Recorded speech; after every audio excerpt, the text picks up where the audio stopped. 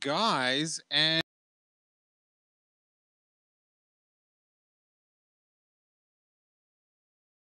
2018. I cannot.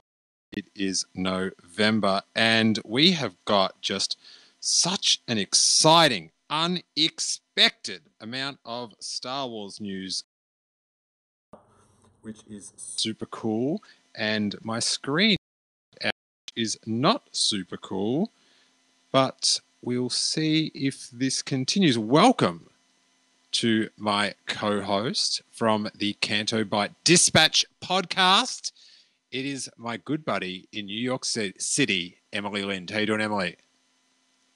I'm good. How you doing, Steele? I am well. I'm now comfortable with what is going on. The audio is going in and out. I am hearing.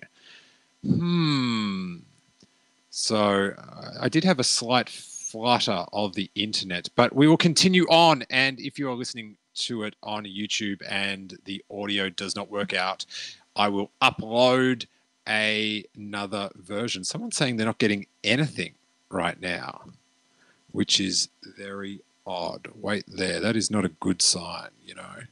Oh, now it's sounding better now. I don't understand, Emily. You've listened to this show live.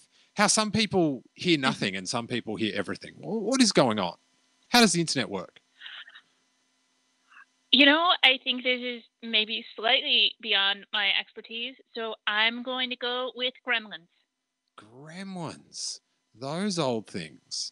How's your Star Wars week going? Actually, before we'll set the table first. If you want to call in and talk about the exciting week in Star Wars news, of course, we have a live action Cassian series going to Disney Plus. Disney Plus. And if you want to talk about that, call in at 646-668-8360. The number is on the bottom of your screen or in the YouTube identity, whatever it's called, the description, whatever. You can call that if you are international, add a +1 and Skype in, and that will be your most cost-effective way. First of all, Disney Plus. Do you think that's the actual name, Emily? Or like, because Plus is pretty close. Oh no, it's a fair way away from. I sort of felt like Bobby I typoed. He meant to write in $, but it came out with a plus. That'd be a better name for it. I'm not crazy about Plus because that to me makes it seem more like HBO Go or something like that, where it's just an extension of the channel. And I wouldn't necessarily, if I heard Disney Plus, I would think it was like just like the FX app or the Showtime app, and not something that had its own original content. Oh, interesting. I actually don't care. I'm just sick of it getting called the direct-to-consumer product or whatever they were calling it. It was killing my vibe, Emily. It was killing my vibe. How dare they? So I just want to check with the chat room. We've got the Rural Farm Boy, we've got Seth Owen, we've got Sam Scorsoni, a bunch of crew in there. Are we hearing me? There's such a weird... I'm going to say they are because no one's commenting they're not anymore. I don't know what's going on. But Emily, Bobby Iger, I have to put up on the screen for everyone the whenever we talk about Bob Iger news, we've got to go to this portrait. It's just a beautiful thing. We're going to bang that up on the screen right now. Seth Owen says it should be called Disney Take My Money, which is kind of on brand for Seth Owen because his avatar on YouTube is Fry from Futurama. But you should be seeing it any second now, Emily, the great portrait of Bobby Iger. Look at him. Can you see it? It's very, if Disney ever like decides to make their own money, that can go directly on it. I think Disney decided to make their own money quite a while ago, Emily. Give us the lowdown of what StarWars.com reveals to us. Yes. Okay. So, from StarWars.com, Cassian Andor live action series announced. Diego Luna returns as the Rogue One hero in a spy thriller for Disney's direct-to-consumer streaming service. Disney chairman and CEO Bob Iger announced today that Lucasfilm is in development on a second Star Wars live-action series for Disney Plus, the company's new direct-to-consumer streaming service. This series, which will go into production next year, follows the adventures of rebel spy Cassian Andor during the formative years of the rebellion and prior to the events of Rogue One, a Star Wars story. Diego Luna will reprise the role of Andor. Going back to Star Wars universe is very special to me, said Luna. I have so many memories of the great work we did together and the relationships I made throughout the journey. We have a fantastic adventure ahead of us, and this new exciting format will give us a chance to explore the character more deeply. The rousing spy thriller will explore tales filled with espionage and daring missions to restore hope to a galaxy in the grip of a ruthless empire. A release date for the series has not yet been announced. Stay tuned to StarWars.com for the latest updates. Very, very cool. Now, Emily, initial reactions. How'd you go? Man, I'm really excited for this show. Like, it's so strange because if I'd been like making a list of characters I wanted more from, he probably wouldn't have been somebody I had thought of. Not that I disliked him. I just sort of, Rogue One to me was its own complete little thing. But then as soon as I heard this, I'm like, no, this is perfect and this is what I've always wanted. I never knew Bobby, but this is what I always wanted.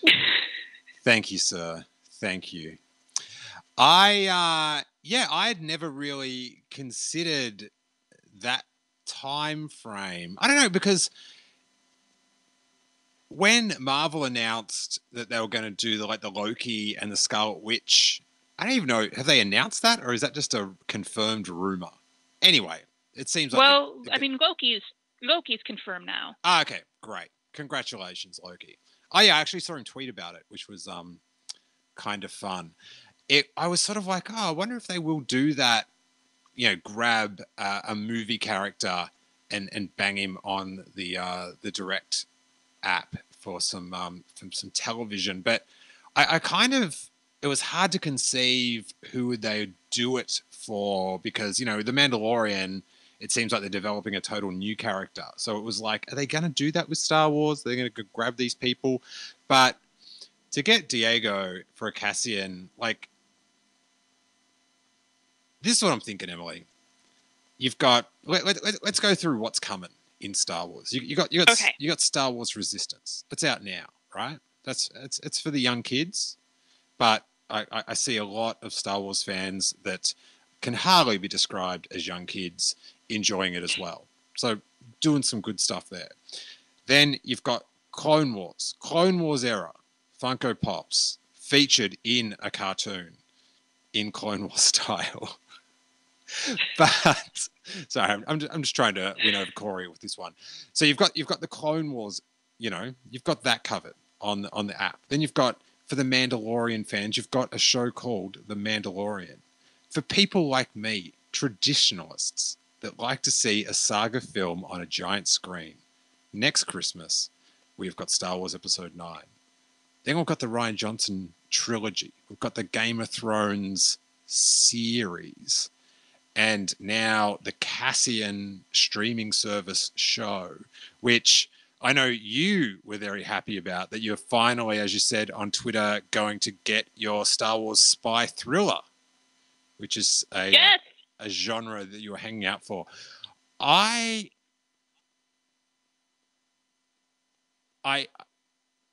not disparaging anyone that hasn't liked the current Star Wars stuff, but if you don't like it, and then looking at all this stuff that covers such a gamut of eras, age groups, styles, and there's nothing for you there, it's time to pack it up. Just enjoy your original trilogy, your prequel trilogy, your holiday special, your Ewoks cartoons.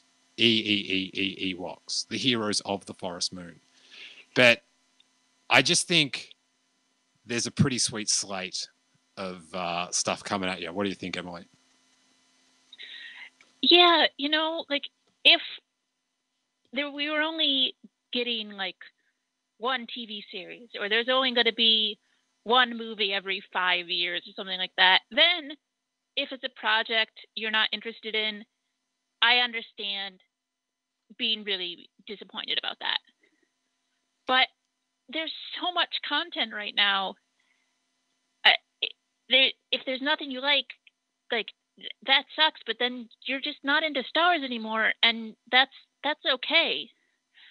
But if there's like one project out of 7 things that isn't up your alley, you just gotta relax and like watch one of the other many things that's happening right now. Yeah, because that was the thing with the prequels. Like, I like them so much more now. I've never liked them more than today. Because when they were half my Star Wars, there was so much pressure on them.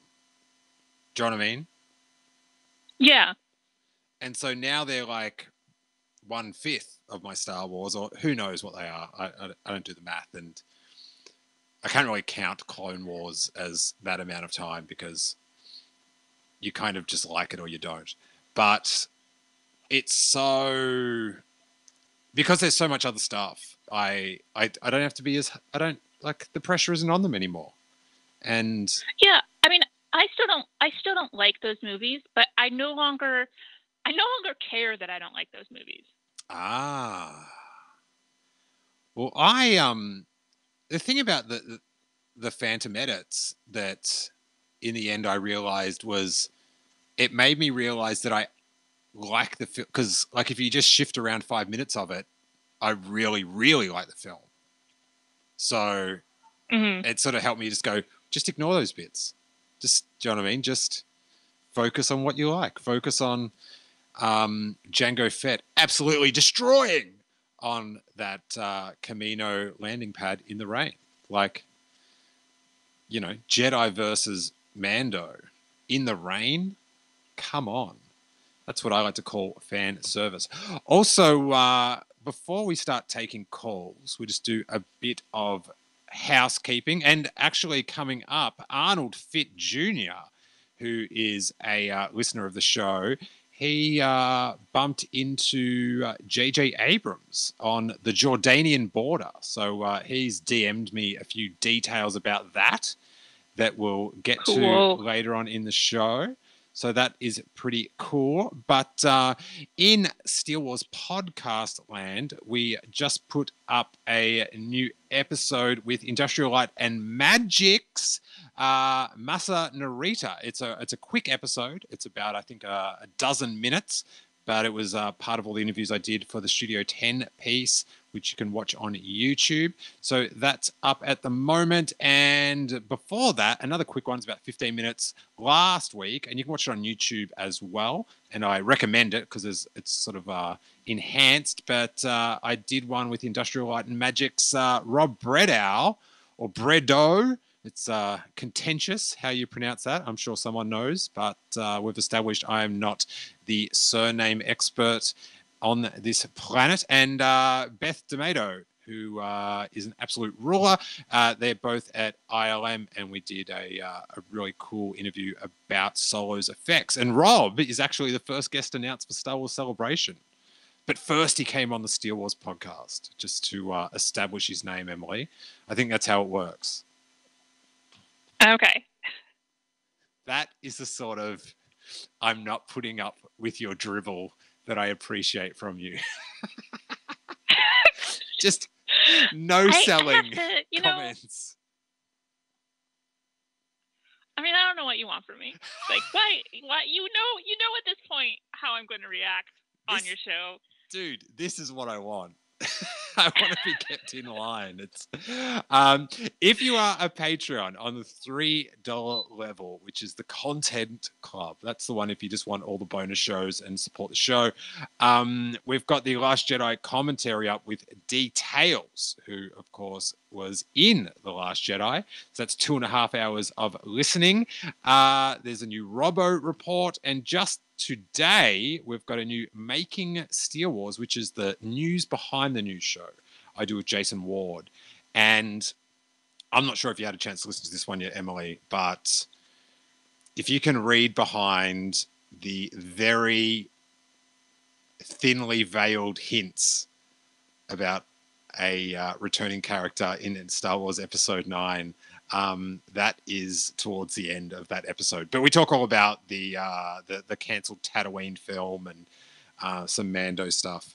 So check that out. And then I'm very excited about this, Emily. Over the weekend, we'll have the first episode of Hawes and Mai's Star Wars Year by Year, the after show, the reaction show with listener calls.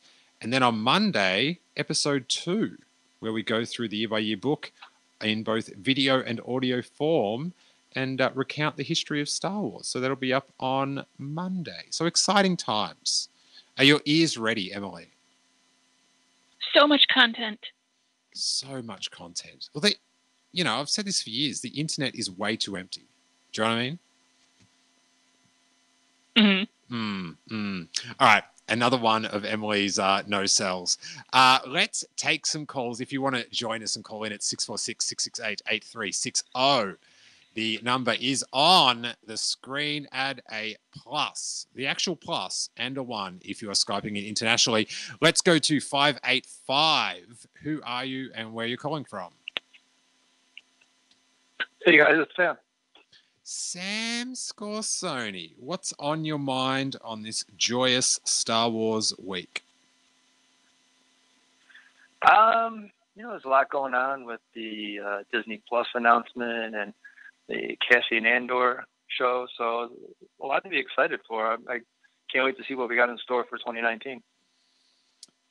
We've got some content, buddy. We've got some content. Now, this is something that, of course, the internet exploded with, and that is theorizing who else can be in this show. Do you know what I mean? I think maybe the most obvious would be K2 and, Alan Tudyk. It seems like his dance card is not overly full, so he could be up for it. I think there's a comic that depicts them meeting, so maybe they can already have met, which is fine.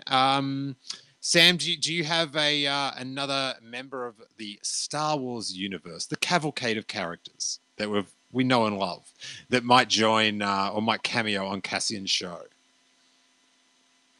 Well, that's actually one of the concerns I have for the show. So I'm super excited for the show, but it was almost like immediately after announcement, there was post after post. People would post 10 characters they want to see in the show. And yeah, but just listen, Sam, block Rashad. Just block him.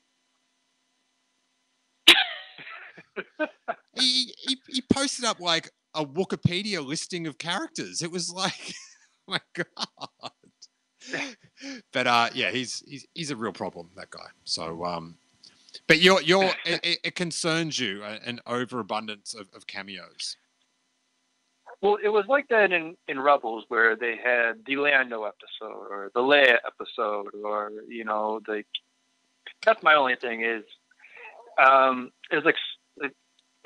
was the range of characters was maybe the Ghost Crew will be in there, maybe Ahsoka, and maybe we'll see Vader, and maybe Solo and Jabba will run into Cassian. It's I don't know.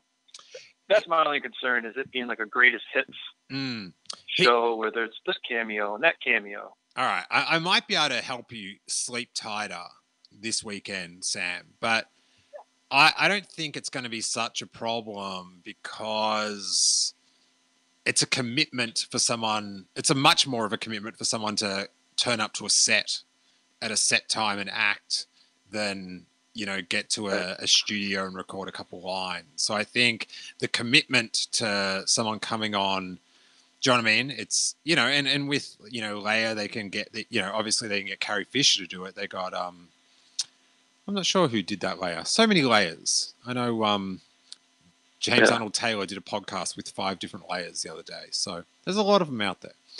But, I think, the cameos will be tempered just by the logistics of getting people like onto a set.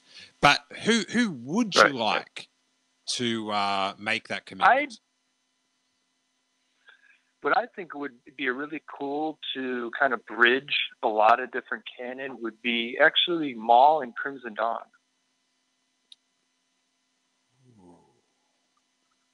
because then you would tie in Rebels, you would tie in Solo, maybe you get Amelia Clark to do Akira cameo or something like that, but you kind of tie in that crime underworld, and you could have Maul. Like, you're a regular Rashad.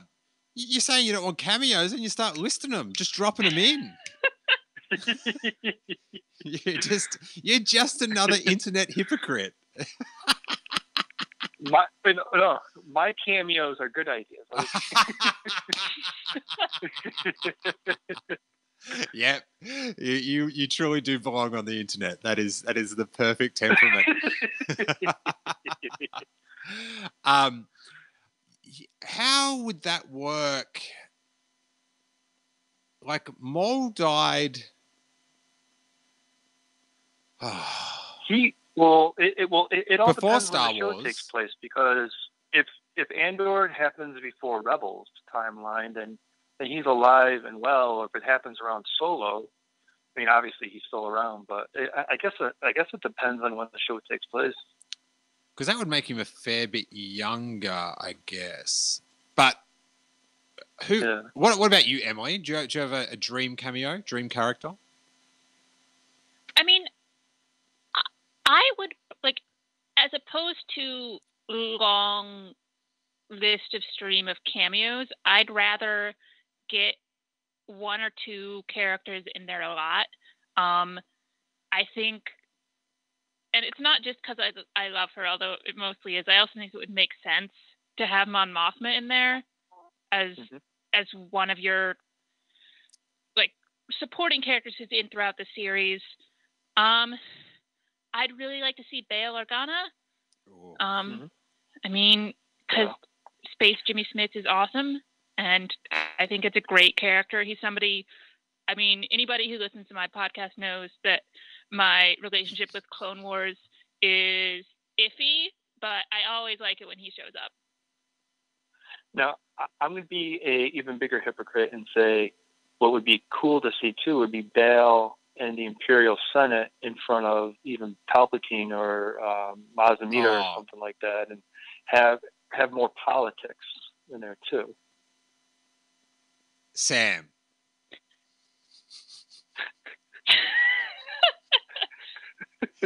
Now you're about to get scolded some more. Now you're calling for the ETs to have a cameo. You're pushing too far. I don't want too many cameos. I just want, like, ones we need, like Maz Amedda, ones that you just can't do without. Oh man, I tell you, my one. I mean, if we're gonna do cameos, that's what I'm, but okay. I don't know. My one that I think, and also just to keep her character relevant and ongoing, is Enfys Nest. Would just be. Oh yes, definitely. And definitely to light up those two films, like to join them up, Solo and Rogue One with those two characters. Oh yeah, some good stuff. But now, is there a cameo that we don't want to see? Like don't have Vader in the show, or don't have Leia in the show? Well, they can talk about Leia. I'm still at the point where I can't deal with a live action Leia that isn't Carrie. And so I can't do it. It would really take me out of the show quite a bit. Yeah, and I just don't think it's worth it. Like, it's not worth the expenditure. Like, if she's not going to be in it all the time, just to have it as a cameo, just get Mon Mothma back, rather than have someone else play Leia or have like a weird CGI thing. Just like, she's not crucial to the story right around it. But yeah, have her mentioned for sure. But talk about her every third sentence. I don't, whatever. But as I said on Twitter, I want every episode of this Cassian Andor show to start with him shooting someone in the side, in the back. Like, and that starts his new adventure. Like each one is just like they're not even connected adventures. You can watch them in any order. I want this done full 80s style. And every episode starts with the trope of him just shooting someone in the back that he's just putting them out of their misery. And then he just goes off and solves a mystery. What do you reckon, Emily? You on board or what? I'm 100% behind that. I want the show to be Cassian Andor murders people every week. Yes. Yes. Because that scene at the start of Rogue One was so jarringly, Star Wars can be like this. Like, to show the realities of, like, what a rebellion is and, you know, what steps. It can't all be, you know, award ceremonies and teddy bear clap parties. There's got to be some down and dirty, you know, guerrilla tactics taken. So it's yeah, it does. And like, I'm not, you know, I know it's you know, on Disney streaming service, and it's not going to be the Americans where somebody's getting folded up into a suitcase. It's not going to be that level of brutal, but to live up to what Rogue One set up, where the reason that Cassian and all the other people decide to go along with Jin's plan is because they feel they have so much to make up for. You need to show what that was. Yeah. And the whole thing about him, like, I've been fighting since the age of 6. Like, it's very intriguing. Like, I find this story a lot more fascinating than like Solo and The Mandalorian, as far as wanting to know, like, about that world. It's such a, like, an interesting world. Now, do you think it'll have flashbacks, or do you think it'll start with him younger? I don't think it will go back to that old. Like, I think it will be like a linear sort of deal. I hope for no flashbacks. Not a huge fan of the flashback. But in Star Wars Episode 9, I'm pretty keen for it for a few things. But in this show, I don't think they need it. Anything to leave us with, Sam? We've just got to push off into the King Tom segment. Okay. Nothing to leave us with? No, I just really liked your last episode of making Steele Wars. It's been a while since a show kind of kept me seated in my car where I got and where I had to go and just sat there listening. So, really good show. Excellent. Good sizzle. Thank you. That is great sizzle. And for someone that has been stuck in many car parks because I didn't want to miss the end of a podcast because I didn't understand how on-demand audio works, that's quite a compliment. Thanks so much, Sam. Really appreciate it. All right, guys. Talk to you later. Bye. Awesome. And for everyone on hold, if you want to join the conversation, just press 1 on your keypad so we know that you want to chat. But we are going to go over to 614. Wait, there. Everyone just press 1. So my screen just moved around. Everyone just jumped around on my switchboard. But we have got in Ohio, it's the king of all kings, King Tom Chansky. Hey, how you Steele. doing, buddy? I'm doing all right, Steele and Emily. Thanks for having me. And I saw Jerry walking by in the background there, too. So I want to give a shout out to Jerry. The Hypercat. Yeah, like 30 seconds or so ago.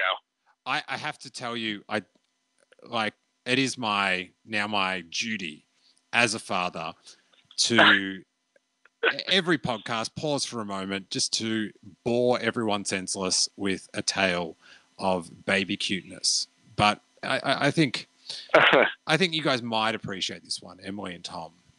Everyone else, it doesn't matter. It's my kid. It's my show. Who cares? My cat, Jerry, I held him up to Harrison yesterday morning because Jerry's been very cautious. He's very respectful of Harrison. Like he wants to be around what's going on, but he sort of just keeps a distance from him, sort of thing. He's just very respectful. He's a great cat.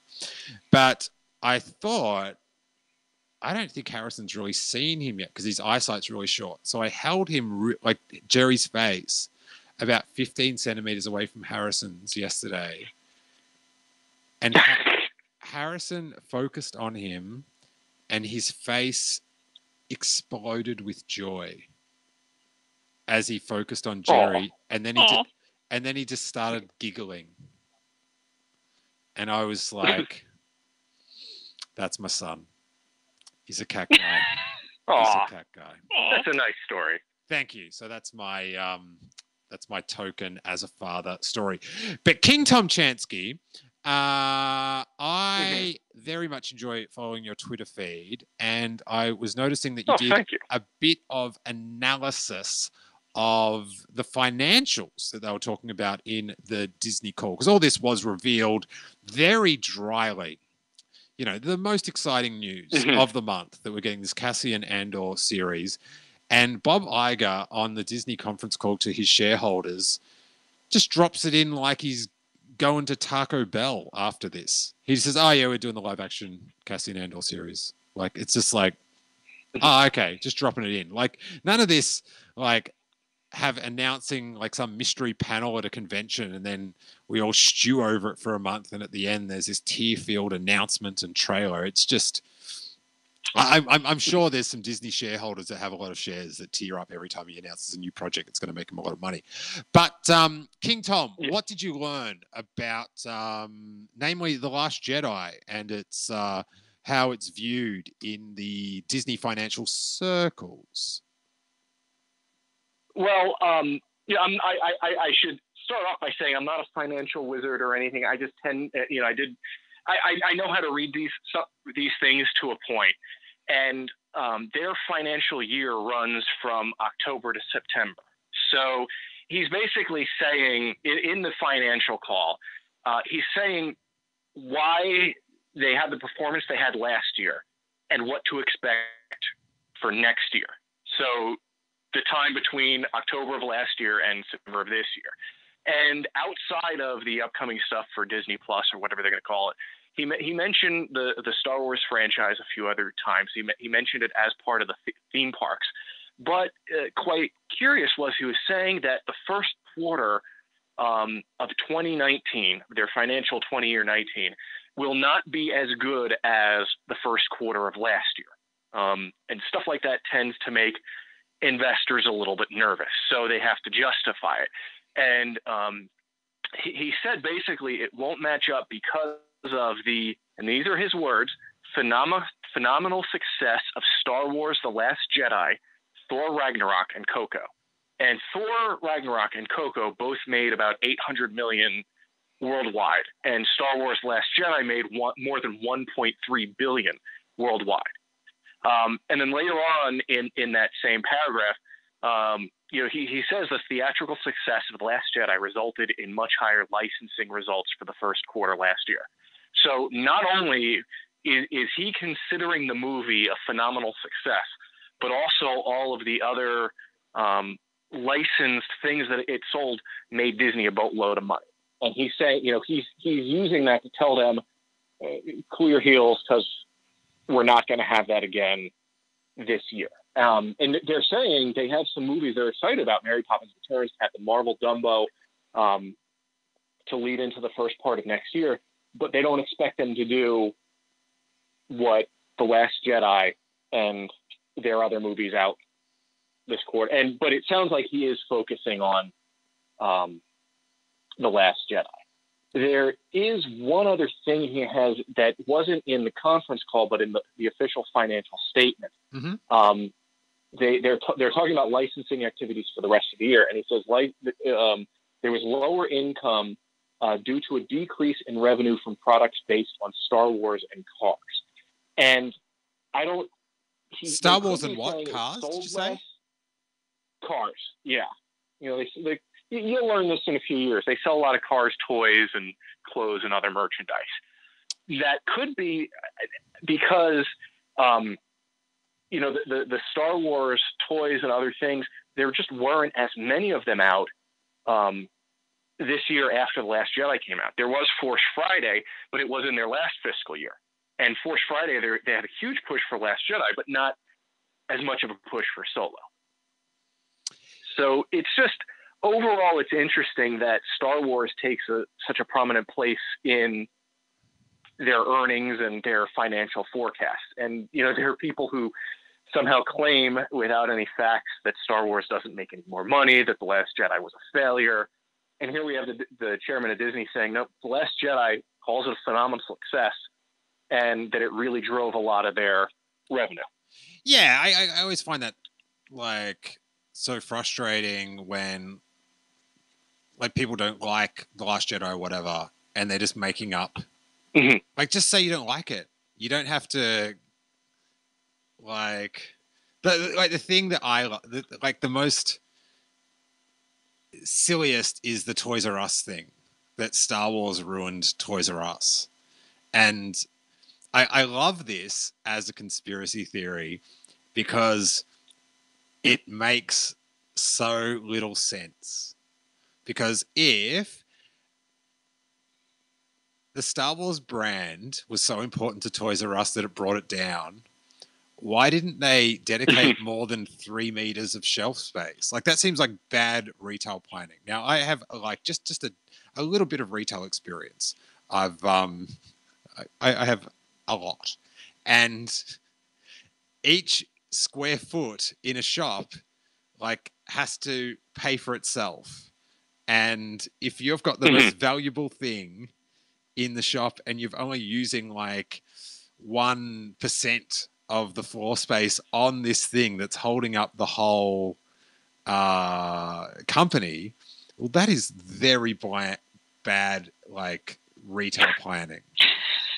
Right. And I do like that the Star Wars brand also brought down Abercrombie and Fitch and Borders and there's 20 big box stores that are all closing, but this Toys R Us one is based on 3 meters of shelf space and a specialty section once a year. It's crazy, guys. It is crazy. And same thing, do you know what I mean? The Last Jedi, the one thing you can't dispute is it's in the top 10 US films of all time.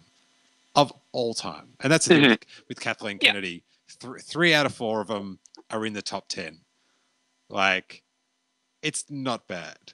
Do you know what I mean? You can, you have a bad day at the office, but when the other 3 days have been the best of all time, let it slide. Tom, who is your Cassian Andor cameo dream?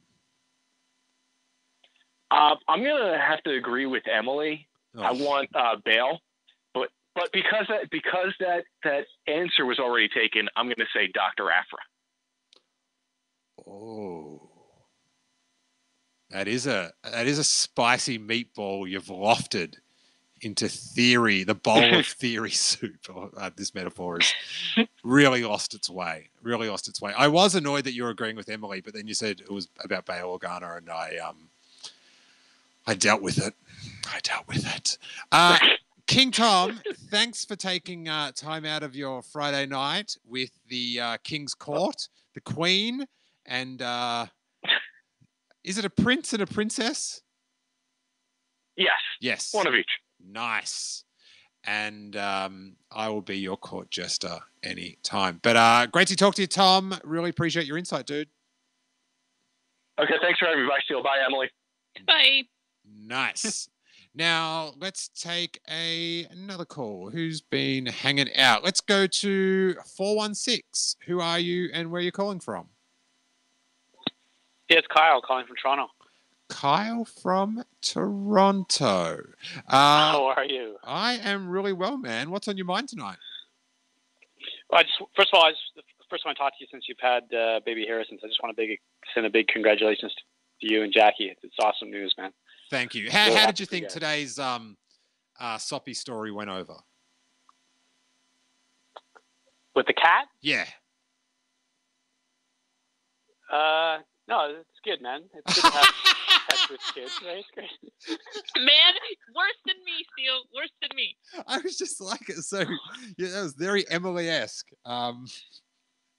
Lovely. What's on your mind tonight, Kyle? I appreciate your congratulations. Then, like total handbrake on any further excitement. What's on your mind, No, Star Wars wise? All good. Just wanted to talk about the Cassian Andor news. So Nice. it's I'm just not a big fan of prequels, just because you kind of know already what's happening. That's why I was a little excited about the Mandalorian, because it's very brand new and all the characters should be pretty new.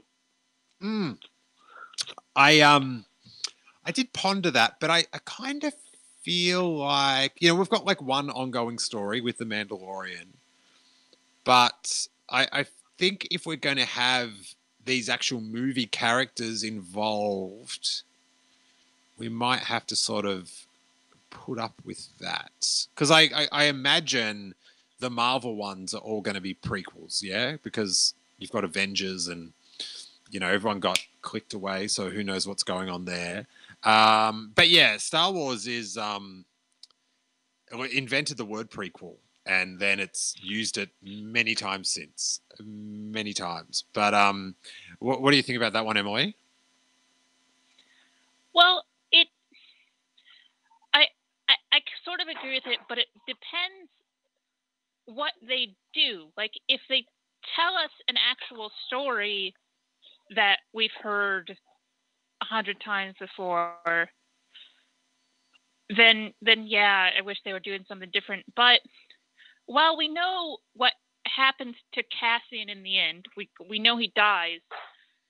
In terms of the building of the rebellion, and especially if it's like the spy stuff and the espionage stuff, that really is new, even if we know what the end point is. I just had a thought. Yeah, I just had a thought with my tropes. At the start of every episode, he shoots someone in the back, and at the end of the episode, he looks off into the sunset.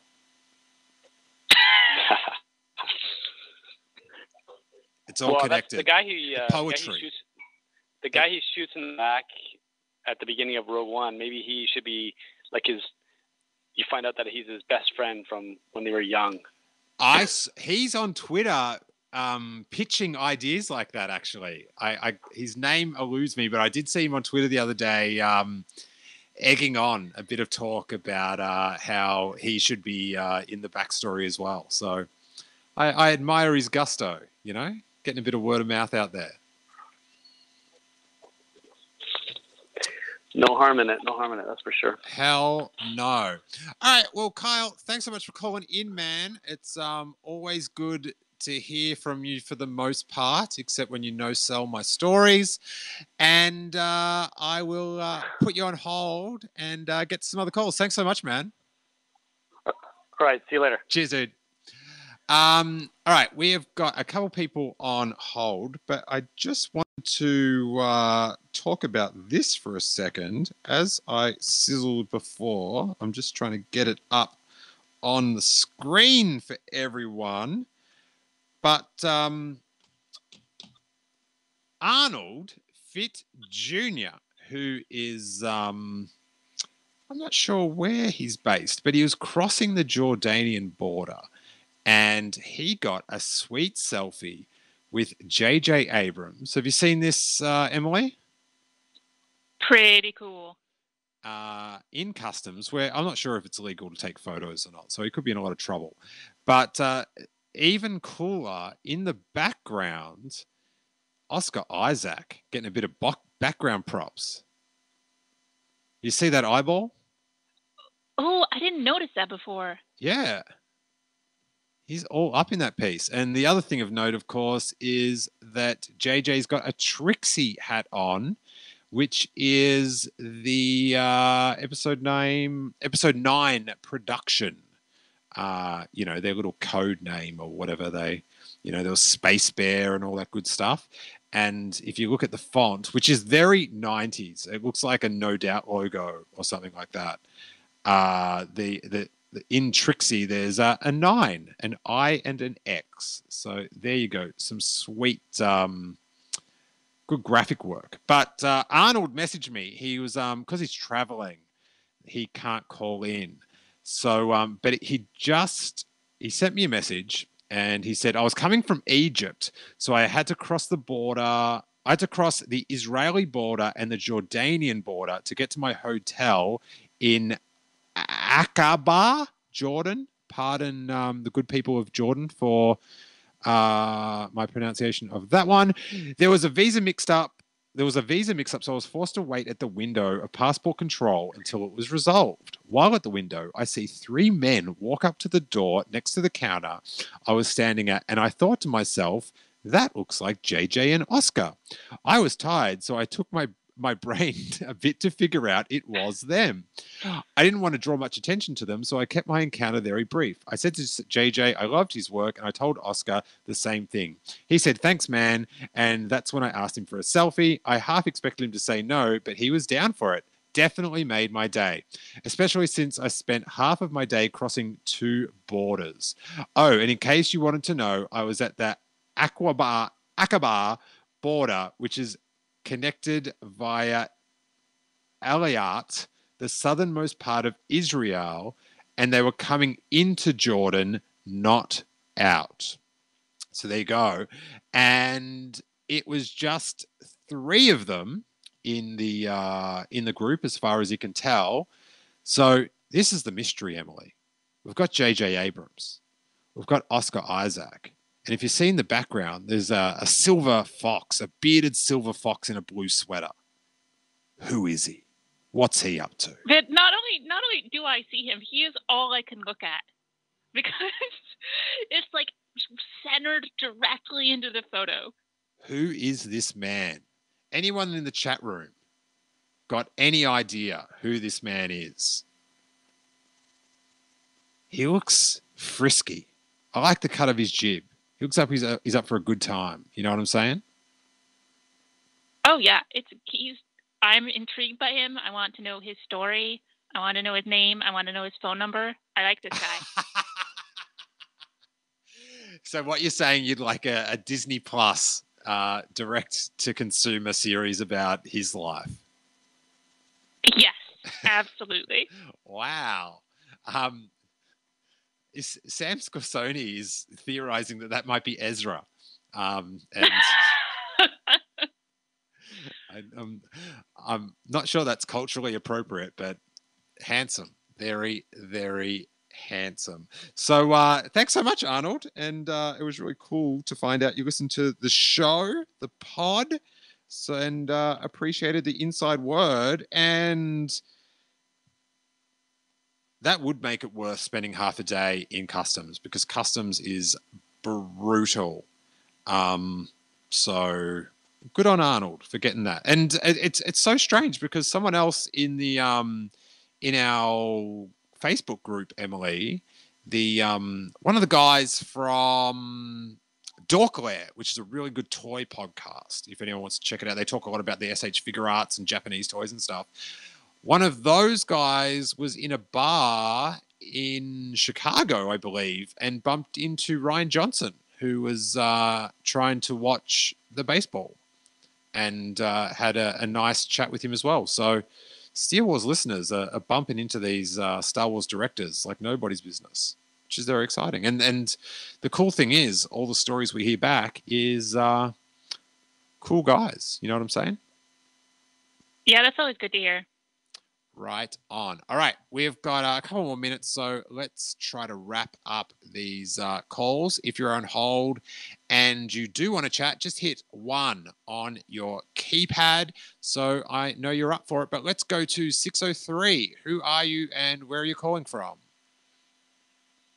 Hey, guys. It's Seamus. I'm from New Hampshire. Called in a couple weeks ago. But yeah, I'm pretty excited about this show. I was not expecting it at all, so but I'm quite excited now. Can I just clarify, Seamus? Are you talking about the Cassian show or the series about that bearded guy behind Arnold? What? It doesn't matter. What are your hopes for it? What are your hopes for it, Seamus?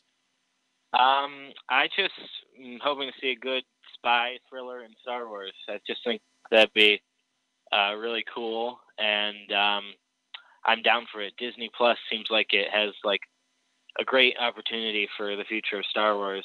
I'd really like to see like a young Palpatine show, like a political thriller. That'd be really cool, I think. Ooh, yeah, that would be. It would be good.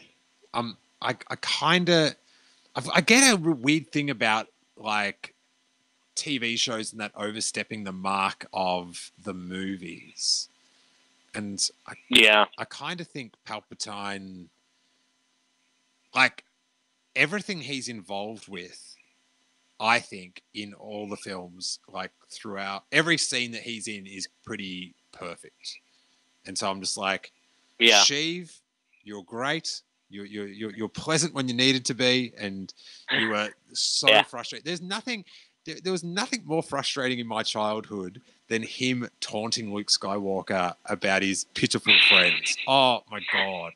If you thought I hated Bib Fortuna, who's your dream cameo?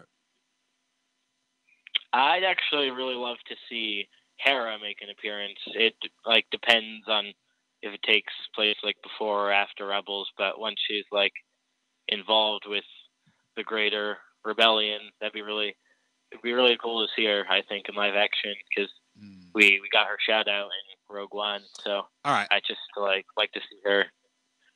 Help me out.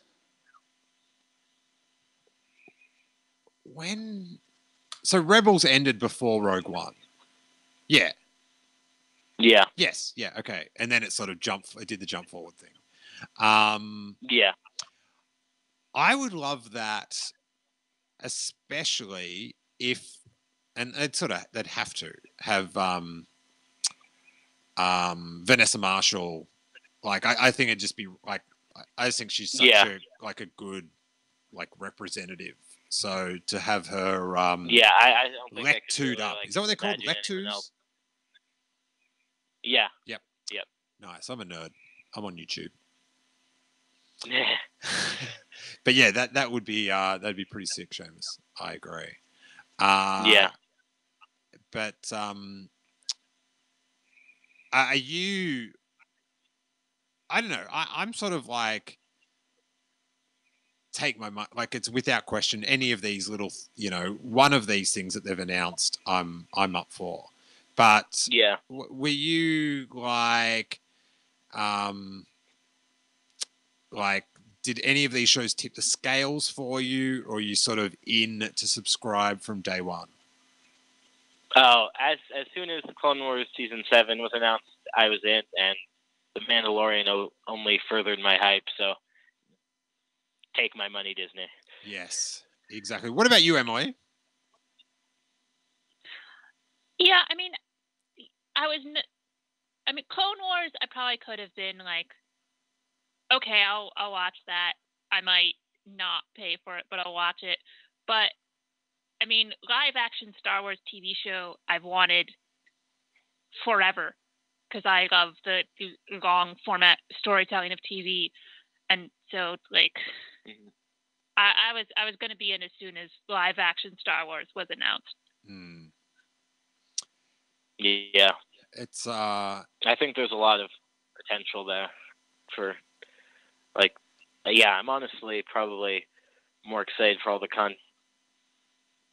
Disney Plus than Episode 9, and I am really excited for Episode 9 too. So that's how dare you, Seamus? How dare you have a different amount of excitement than me? That is very offensive. I know. This is a direct attack on my fandom.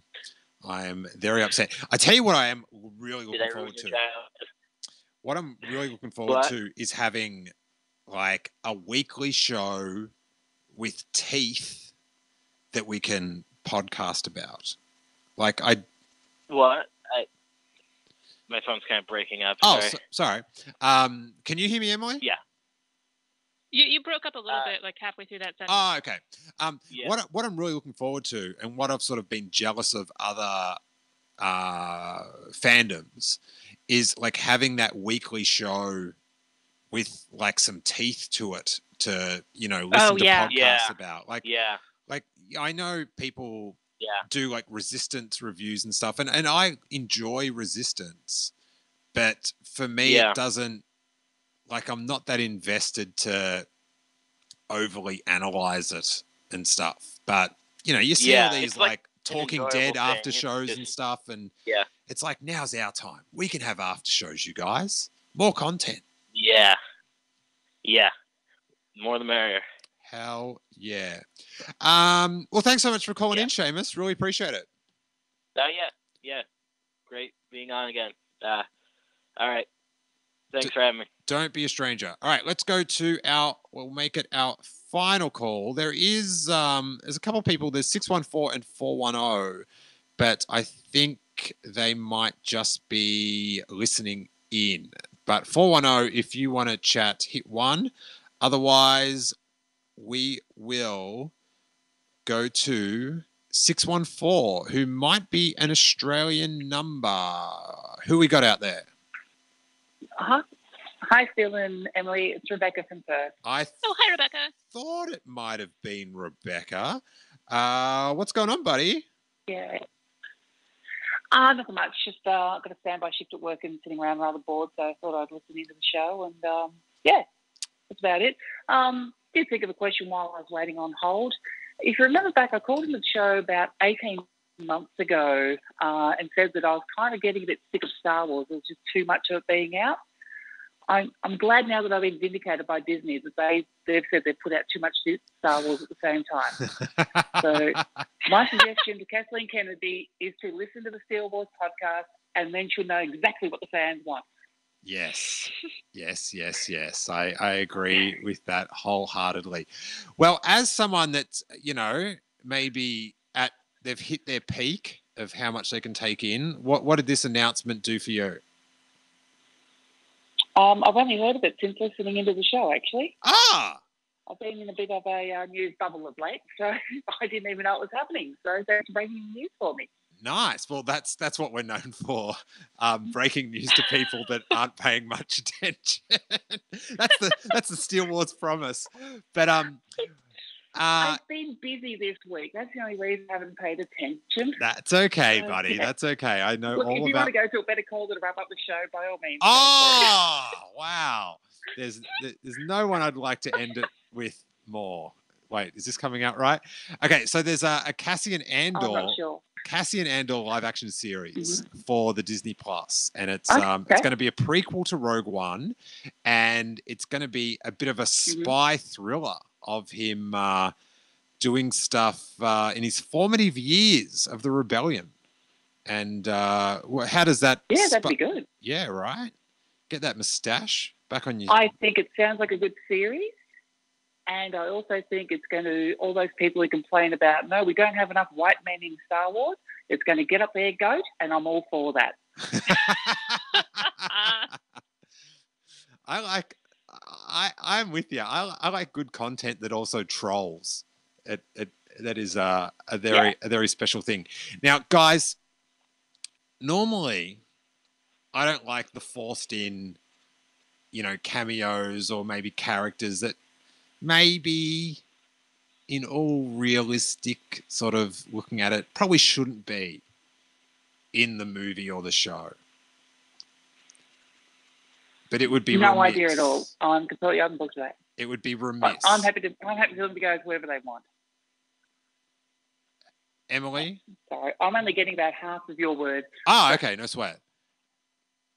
I'll put it to Emily. Hopefully she can hear all of me. Krennic, Mendo. What do you think? Look, I'm trying to not think about it because I don't want to be disappointed in the show for who's not on it. So if I don't think about that and then suddenly a wild Mendo appears, it's a marvelous bonus. I will lose my mind. There will be lots of screaming and celebrating in New York. but I don't want to be watching, like, expecting or hoping for him and have that color the show. Like, what about if it's a young Mendo that's just starting out and he's working as a cook at Kentucky Fried Pork? How would that go down? He's just dreaming of bigger things. Oh, Rebecca, you said you didn't want to be the last call, but how's anyone going to follow that? I'm sure I can work out something. I could definitely see Krennic out the back of Kentucky Fried Pork having a toke on a death stick. That is very plausible to me. Oh my God, amazing! Yeah, I think like Mon Mothma and Bale, they make sense. I don't think Krennic makes that much sense, but I'm happy for a wedge in because get that white cape up there. He can like have nothing to do with what's going on. It can be pre-Death Star stuff, but we've got to get him back on the script. Like he's got to. Something's got to go down. I can't just have him in books and comics. Agreed. All right. I'm going to leave you to it because I can only hear every second word. So thanks for the show once again, and chat to you soon. All right. Thanks so much, Rebecca. I hope one of the words that you do hear is thank or you, because I appreciate your support and I love it when you call in, man. So I will talk to you next week or whenever that happens, Rebecca. Okay. Bye. Bye. All right, Emily. I think we have solved Star Wars news. We have filled the internet with an hour of content, and we've talked about Mendo smoking out the back of a KFC or a KFP, as it were. I got to say, thanks for co-hosting. You can follow Emily at eFlind, F-L-I-N-D, and you are the co-host of one of the most fun to listen to Star Wars podcasts, the Canto Bight Dispatch. Tell the good people what's going on and where they can find it if they've never heard of the media platform of iTunes. It's called the Canto Bight Dispatch, so look that up on your podcatcher, or we're on SoundCloud. We're on Twitter at Canto Bight Pod. And it's me and Brittany Brown, who's a frequent contributor to the call-in shows as well. And it is a relaxed look at Star Wars and Star Wars news. And we try to have a lot of fun, and we talk about things like food and Ben Mendelsohn movies, lots of Ben Mendelsohn movies. And yeah, it is a good time, I think, because Brittany is a delightful person to talk to. Brittany is a rare content treasure in that hearing her on the podcast, she talks exactly the same as when I talk to her in real life. She's got there's no difference in tone. It's Brittany. And I'm saying what I'm thinking right now. And I find it a really fun podcast to unwind. There's no stressing out on Star Wars in the podcast. It's just, just two friends chatting it up. It's really cool. So make sure if you need extra content, and who doesn't need extra content, you guys, check out the Canto Bight Dispatch on, wherever those podcasts are lurking at.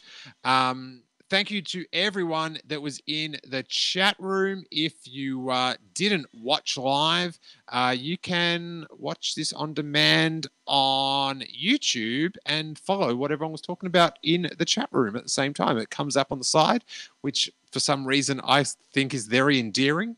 I don't know why I'm so obsessed with that, but I am. So deal with it, as it were. And if you want to support the podcast, well, if you've just listened this far or watched on YouTube, give it a little thumbs up and subscribe on that. It bumps us up the algorithm, and I don't know, someone might see this instead of some bizarre right-wing rant about a Nike t-shirt or something.